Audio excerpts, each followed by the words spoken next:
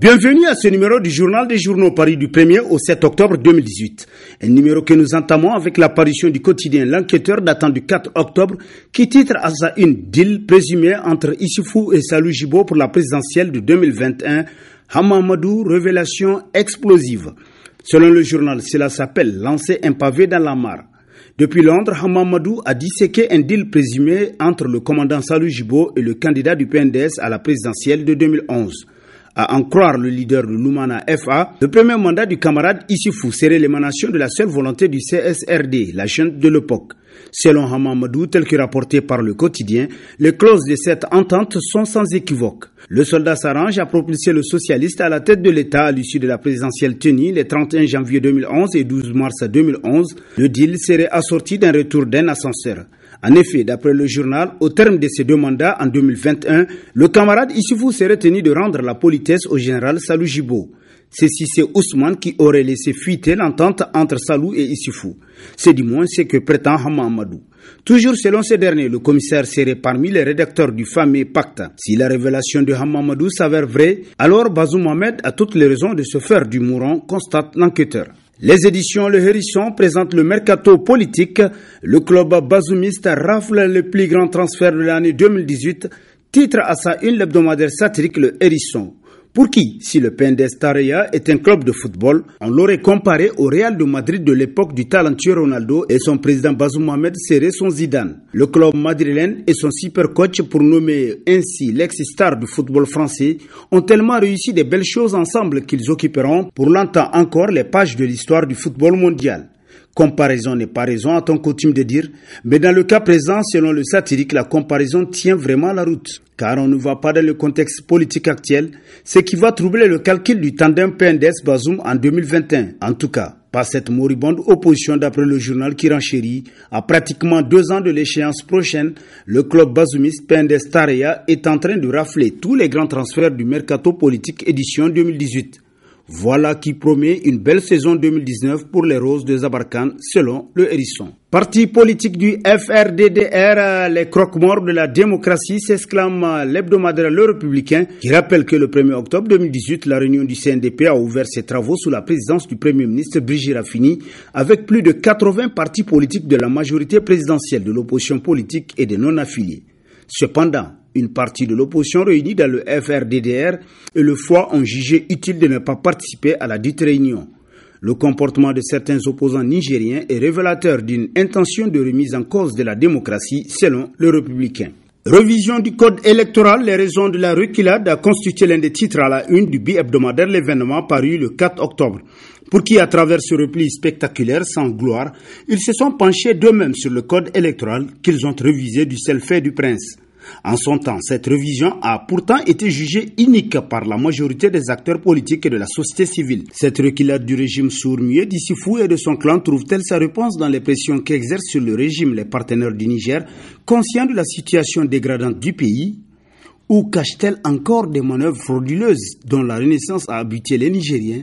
S'interroge le journal qui poursuit plus loin, le régime qui a déjà pris une avance considérable sur ses adversaires en faisant enregistrer à l'avance pendant les audiences foraines ses partisans peut par cette manœuvre propre aux roses endormir les partis politiques en les divertissant avec cette révision du code électoral créée pour les besoins de la cause. Élection de 2021, peut-on éviter le chaos, s'interroge dans ses colonnes l'hebdomadaire Le Monde aujourd'hui. Selon ce journal, le Niger ne peut triompher dans ces guerres larvées, dans ces guerres interminables qui frisent souvent l'enfantillage.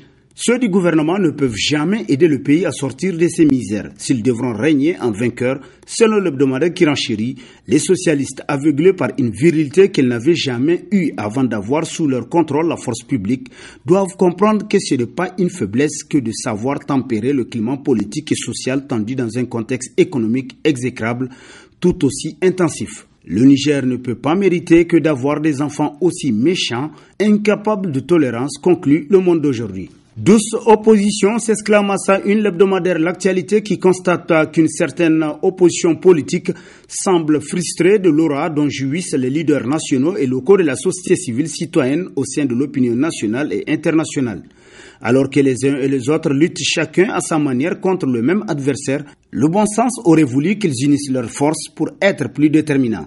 D'abord œuvrer ensemble pour faire reculer le gouvernement et ses macabres desseins pour le Niger, puis faire la part des choses, chaque structure planchant selon ses propres missions et objectifs afin de construire un espace démocratique viable selon l'enquêteur qui conclut seule la lutte paye. Congrès extraordinaire électif du président de l'ANDP Zaman Lahia, l'élection de Hassan Moussa Barajé validée, titre à sa une l'hebdomadaire Niger Times, qui nous apprend que par lettre datée du 28 septembre 2018, le ministre de l'Intérieur a validé les conclusions issues des travaux du Congrès extraordinaire de l'Alliance nigérienne pour la démocratie et le progrès ANDP Zaman Lahia, tenu le samedi 8 septembre 2018 à l'Académie des arts martiaux de Niamey. Désormais, Moussa Hassan Barajé prend les rênes du parti, souligne Niger Times. Hama Amadou s'installe à Cotonou, titre dans sa rubrique Actualité, l'hebdomadaire Le Patriote 15, qui nous apprend avec photo à l'appui que dans sa nouvelle demeure à Cotonou, capitale béninoise, le chef de file de l'opposition nigérienne, Hama Amadou, s'installe confortablement et tranquillement.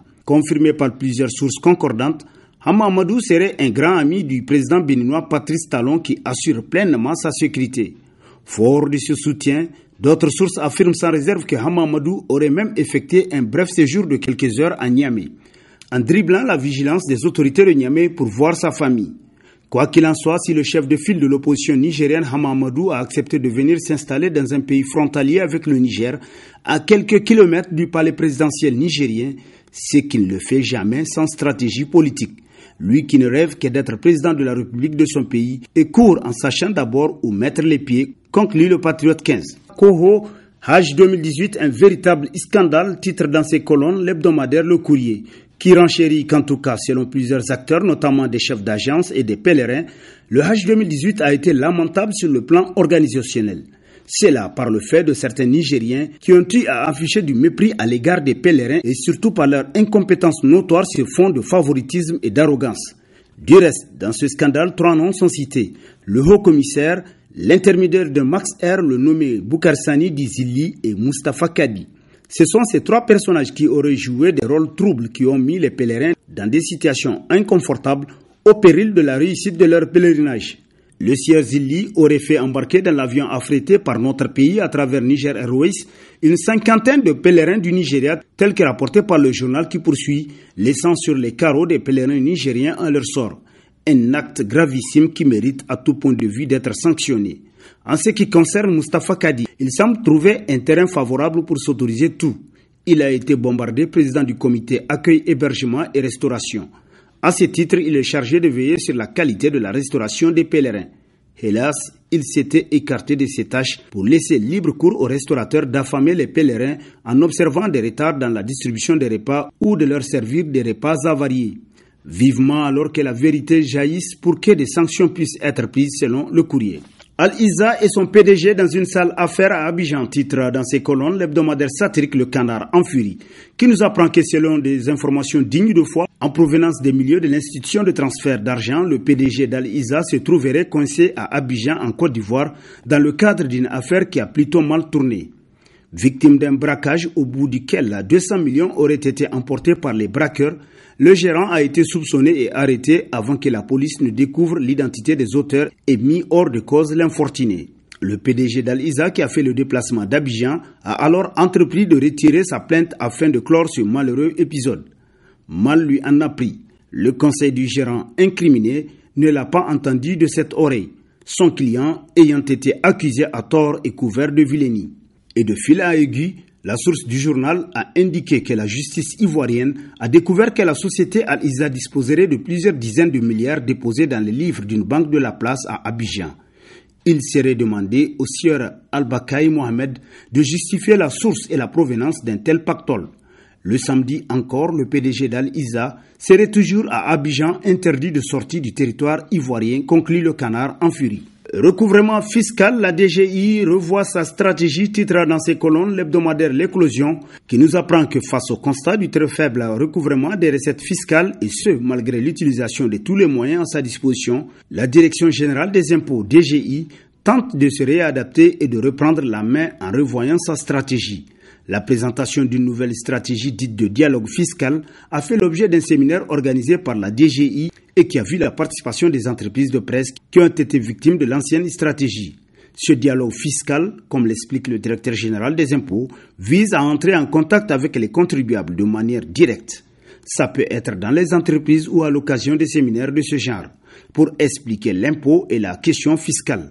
Car, dit-il, l'impôt est mal compris et quand il est mal compris, il est mal accepté. Avec cette nouvelle approche qui va privilégier le dialogue et non les fermetures des entreprises et autres boutiques, comme on le voit partout dans la ville, la DGI espère rehausser le taux de recouvrement des recettes fiscales dans notre pays, au grand bonheur du Trésor national, conclut l'éclosion.